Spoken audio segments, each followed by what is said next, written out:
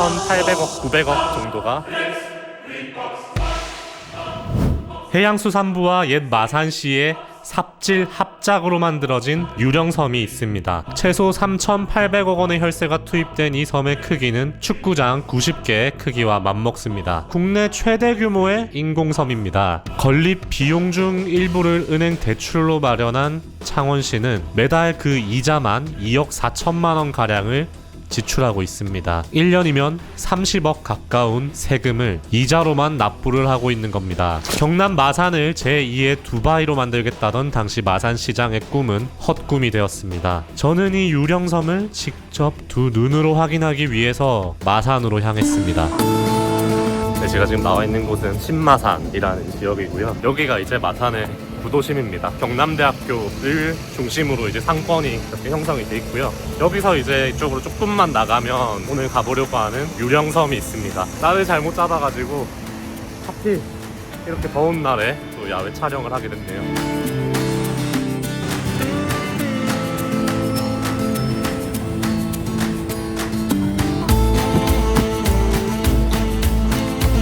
안녕하세요. 저는 해양놀이공원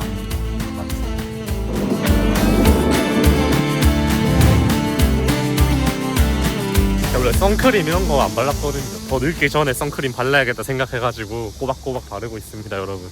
여러분도 꼭 선크림 바르시고요. 지금 여기가 그 인공섬 들어가는 차로 입구입니다. 한번 살짝 앞에 가보도록 하죠. 네, 여기 이제 안에 들어갈 수는 없게 돼 있어가지고 이렇게 써놨네요. 이제 앞에 저도 여기 처음 와보는데 이제 인공섬이 개발이 되면 이 이제 차로로 다니게 되나 봅니다. 네, 저 옆으로 이제 섬이 보이죠.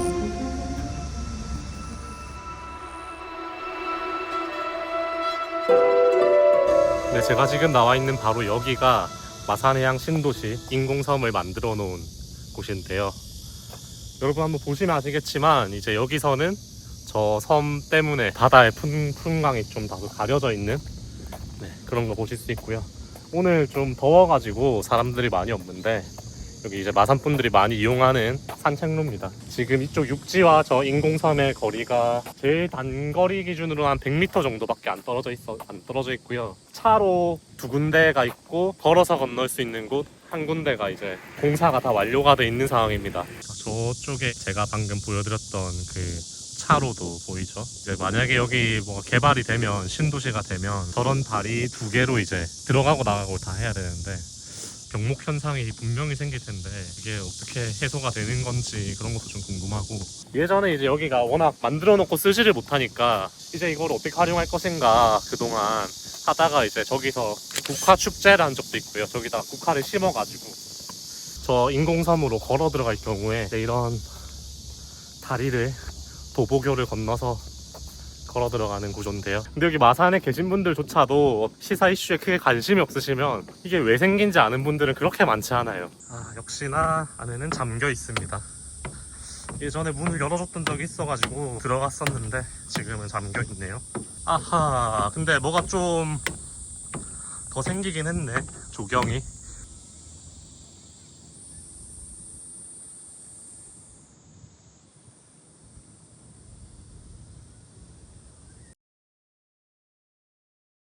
자, 그러면 대체 이 섬, 이거 왜 누가 만들었냐, 그게 궁금하지 않습니까?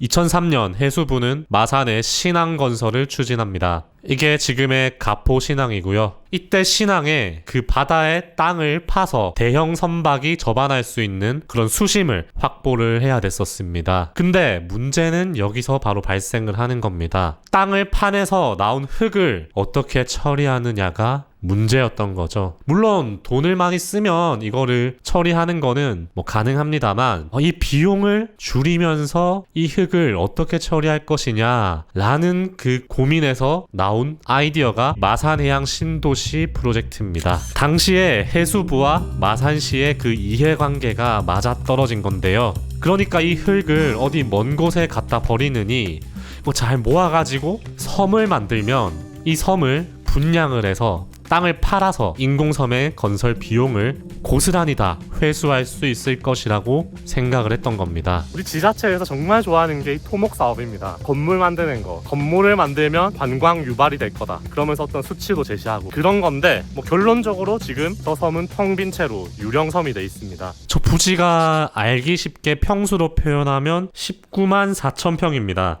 이 마산해양 신도시 조성에 들어간 비용을 좀 정확히 말씀을 드리자면, 일단 3,400억 원의 혈세가 투입이 됐고요. 이 중에서 창원시가 갚아야 하는 그 은행 대출금이 994억 원입니다. 이 994억 원에 대한 대출 이자만 이미 400억을 넘게 지출을 했습니다. 자, 그럼 이런 질문이 자연스럽게 떠오르실 겁니다. 왜 이 섬이 비어있냐? 왜 비어있냐 이 말이죠. 이왕 만든 거 뭐 이러나 저러나 신도시라는 그 구색에 맞게 개발을 했으면 지금처럼 이렇게 빈 땅은 아니지 않냐 라는 그런 궁금증이 떠오를 텐데요. 섬은 만들어졌지만 이 신도시 건설은 사실상 첫 발도 떼지 못하고 있습니다. 민간 사업자 선정의 차질, 그리고 소송전 때문입니다. 네, 같이 내용을 좀 더 들여다보도록 하죠. 2015년 처음으로 이 섬을 개발할 민간 사업자를 공개 모집합니다. 거기서 이제 참여한 기업이 부영주택입니다. 이때 좀 협상이 잘 됐으면 지금쯤 이 경과가 어떻게 됐을지는 모르는 일입니다.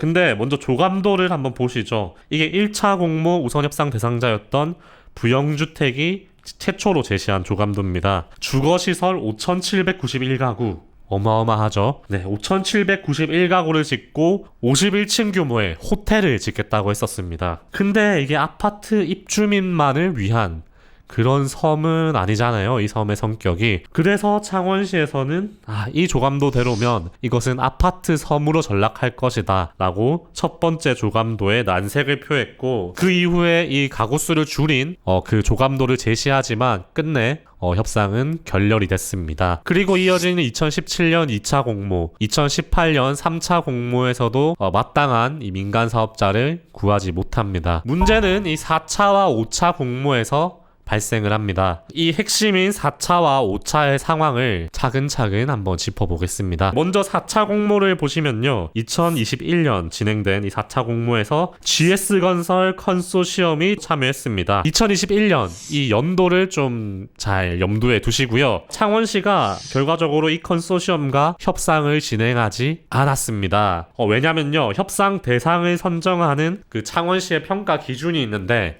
이 평가 기준에 미치지 못했다는 것이 창원시의 입장이었습니다. 하지만 이후에 이 컨소시엄에 참여한 한 업체가 시의 결정에 불복을 해서 소송을 제기했고요. 결국에는 2024년 6월에 이 업체가 최종 승소를 했습니다. 그래서 창원시는 다시 이 컨소시엄이 기준에 부합하는지 평가를 해야 됩니다. 근데 이게 더 골치 아프게 된 것은 5차 공모가 또 이어지기 때문입니다. 자, 5차 공모가 4차 공모가 있었던 같은 해인 2021년 진행이 됐습니다. 아까 2021년 잘 좀 기억해 달라고 했었는데요. 이 같은 해에 4차 공모가 좀 깔끔하게 매듭이 지어지지 않은 상황에서 5차 공모가 이어서 진행이 돼버리면서 결과적으로는 일이 완전히 꼬여버렸습니다. 이 5차 공모는 HDC 현대산업개발 컨소시엄이 응모해서 그해 10월에 우선 협상 대상자로 선정이 됐습니다. 네, 이 말의 뜻은 이 HDC 현산과 협상 테이블에 앉을 준비는 끝났다. 앞에와는 조금 차이가 있죠. 어쨌든 협상을 하겠다라는 것까지는 진행이 됐습니다. 그런데 이 협상이 좀처럼 좀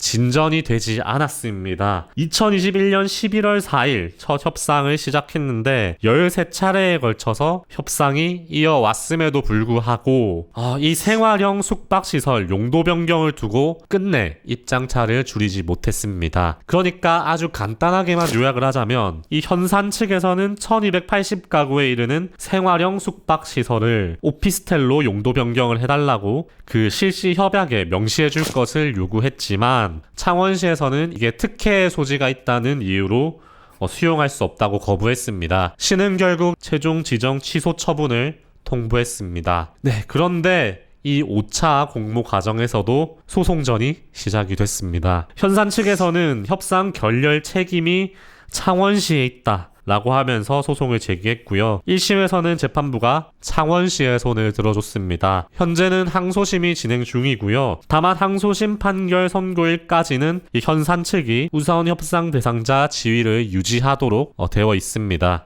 그러니까 지금 상황을 좀 간단하게 요약을 하자면 4차 공모 사업자 재평가도 해야 되고 5차 공모 사업자는 우선 협상 대상자의 지위를 유지한 상태로 소송전을 벌이고 있다라고 요약을 할 수 있겠습니다. 여러분이라면 이 상황을 어떻게 좀 타개할 수 있겠습니까? 상당히 좀 어렵죠. 네, 그래서 지금 딱 이 상황에서 진척이 없는 그런 상황입니다. 어쨌든 5차 공모 관련 소송 결론이 날 때까지는 이 마산해안 신도시의 사업은 계속 안개 속이라고 볼 수 있겠습니다. 그러니까 마산해양 신도시는 현재 개발 중이 아니라 소송 중입니다. 여러분들은 이 섬을 보시고 이 섬에 대한 이야기를 이해하시고 난 지금 저 섬을 어떻게 개발했으면 좋을 것 같으신가요? 사실 뭐 어떻게 답이 없는 문제이긴 한데 또 여러분들의 좋은 생각, 아이디어가 있으면 꼭 댓글로 생각만 하지 마시고 댓글로 꼭 남겨주시기를 바랍니다. 네, 오늘 영상은 여기까지 하겠습니다. 감사합니다.